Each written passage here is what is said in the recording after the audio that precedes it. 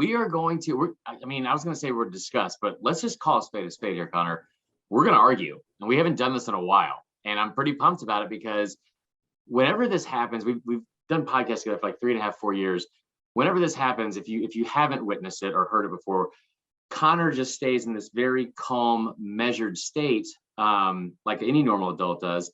And then I frantically fumble through pages and pages of notes that I wrote down in pencil, drastically and dramatically trying to make my point. So this should be fun. And the topic is already a regret for me.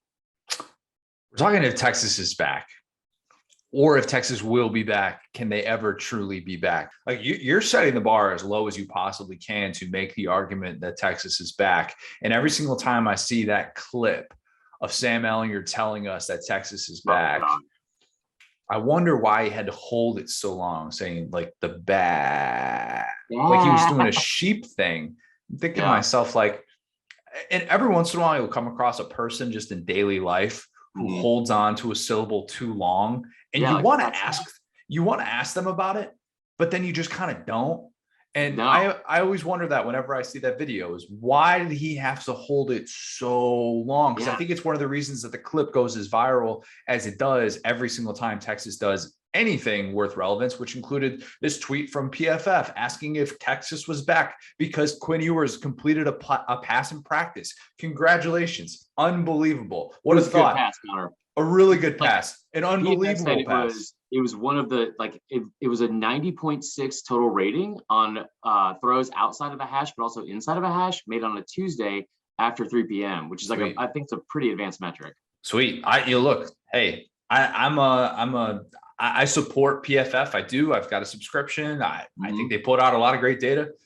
That Twitter account it's bad. We'll just call it what it is, man. Call it what it is. So that's, I guess, but it got us talking, and it got us talking about this subject today. So do you want to make the opening argument for, and this is a little throwback to debates down south, by the way, go listen to all those old podcasts. So we're going to take opposite sides on this. Is Texas back? Is Texas going to be back? Will Texas ever be back? Discussion. Okay. So before we start that, like, what is your definition of, like, because I don't think Texas is competing for a national championship this year, but like, no, but I mean, when Ehlinger said that, weren't they like 9-4 or something stupid? Like, it wasn't like it was, they might have had double-digit wins, but it wasn't anything crazy, right? Like they had 4 losses. Okay, so what do we consider back? Because what I was thinking about this the other day, and this is unprompted before we even brought up this topic. I think in year 2, we talked about this last year with Mike Leach, and you see this jump in production from, like, especially with the Leach offense, right? I think you looked at the stat and it was like a difference of, or an increase of like 7.8 points per game in a Leach offense from year 1 to year 2. And that's a lot of times when you see in most programs, when you see the most, what do you call it? Like the most, I guess, what's the word I'm looking for, Connor? Progress.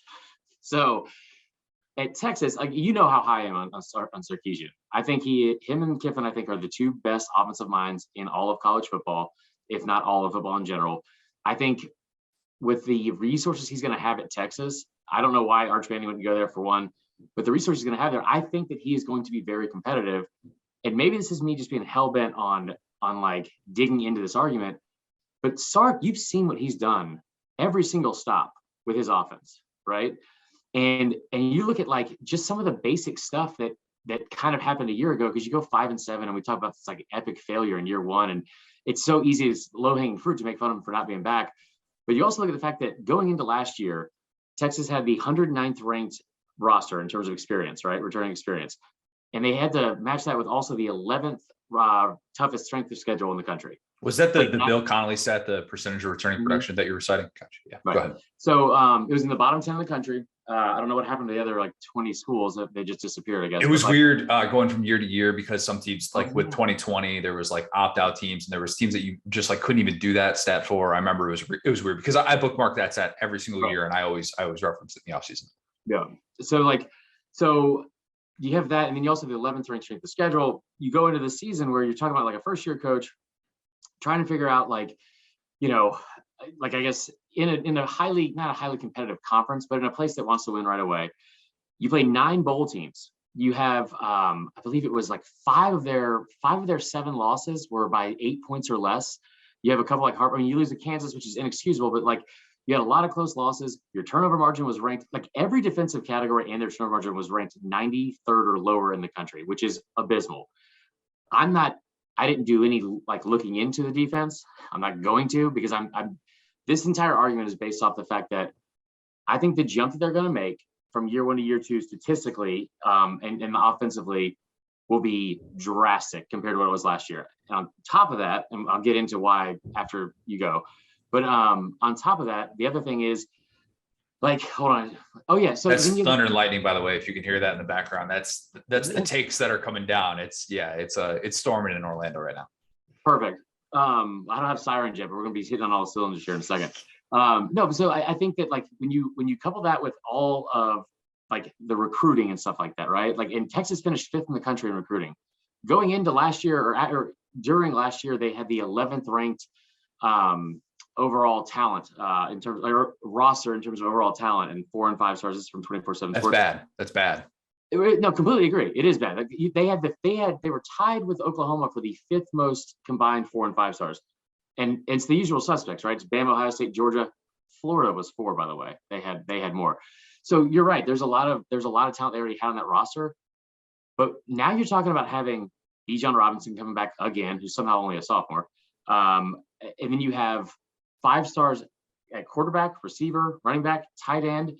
You bring in 2 new 5 stars on the offensive line to shore that up and return 3 starters. I'll get into all the whys even more in depth later, but I want to hear your rebuttal.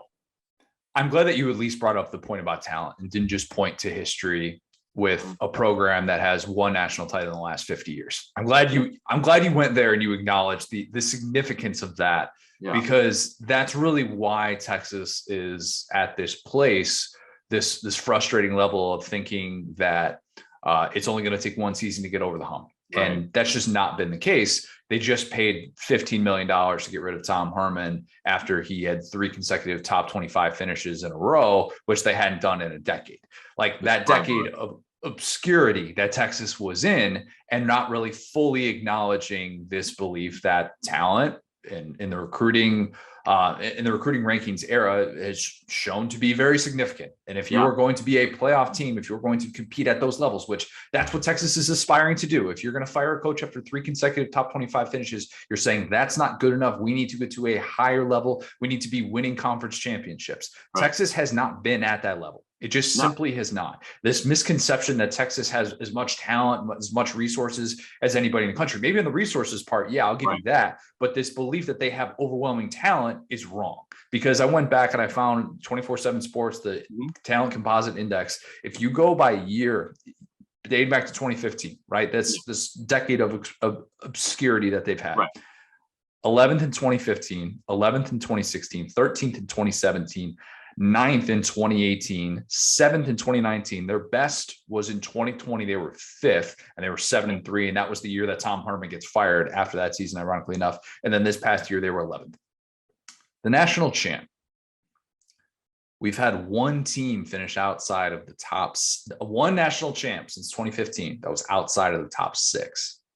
That's it. And it was Deshaun Watson 2016. I didn't mean to go there. I didn't wake up choosing violence today, but they had Deshaun Watson. And the comp, interestingly enough, is Deshaun Watson, Vince Young, right? Mm-hmm. Texas hasn't had an offensive player drafted in the 1st round since Vince Young, 2006. Okay, that's mind-blowing. Mind-blowing. Speaking to your point too, Connor, that's a great stat.